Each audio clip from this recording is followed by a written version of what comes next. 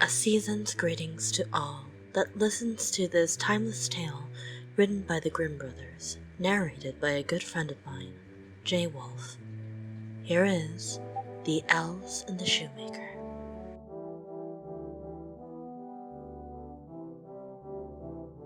There once was a shoemaker who worked very hard and was very honest, but still he could not earn enough to live upon, and at last all he had in the world was gone, save just leather enough to make one pair of shoes.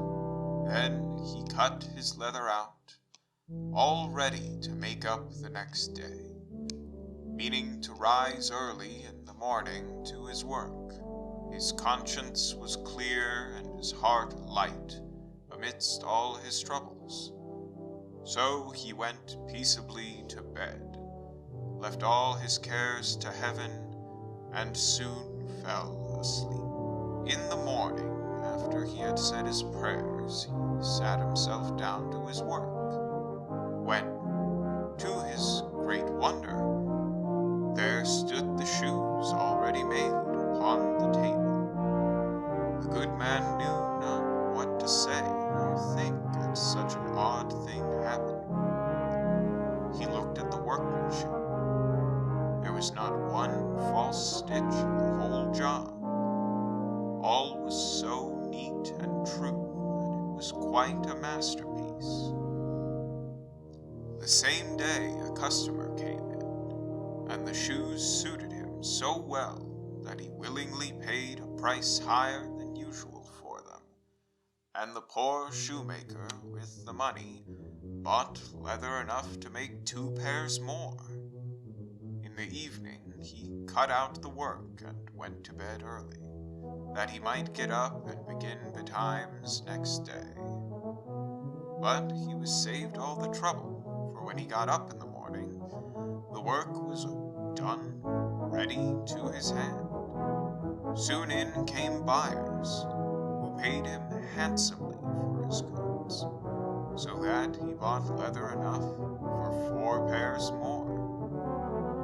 He cut out the work again overnight, and found it done in the morning as before, and so it went on for some time. What was got ready in the evening was always done by daybreak, and the good man soon became thriving and well off again. One evening, about Christmas time, as he and his wife were sitting over the fire chatting together, he said to her, "I should like to sit up and watch tonight, that we may see who it is that comes and does my work for me." The wife liked the thought, so they left a light burning and hid themselves in a corner of the room, behind a curtain that was hung up there, and watched what would happen.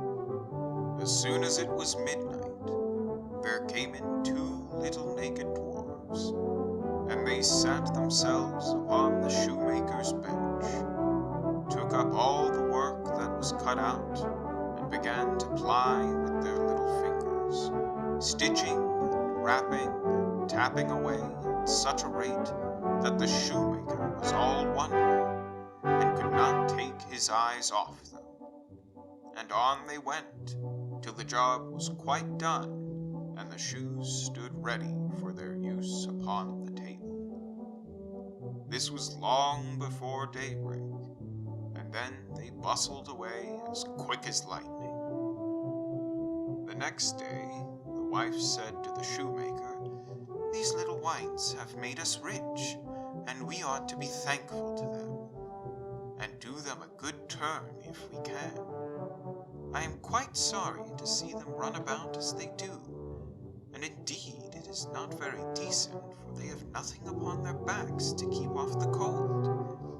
I'll tell you what, I will make each of them a shirt and a coat and a waistcoat, and a pair of pantaloons into the bargain, and do you make each of them a little pair of shoes." The thought pleased the good cobbler very much, and one evening evening, when all the things were ready, they laid them on the table instead of the work that they used to cut out, and then went and hid themselves to watch what the little elves would do. About midnight in they came, dancing and skipping, hopped round the room, and then went to sit down to their work as usual. But when they saw the clothes lying for them, they laughed and chuckled, and seemed mightily delighted. Then they dressed themselves in the twinkling of an eye, and danced and capered and sprang about as merry as could be, till at last they danced out at the door and away over the green. The good couple saw them no more, but everything went well with them from that time forward, as long as they lived.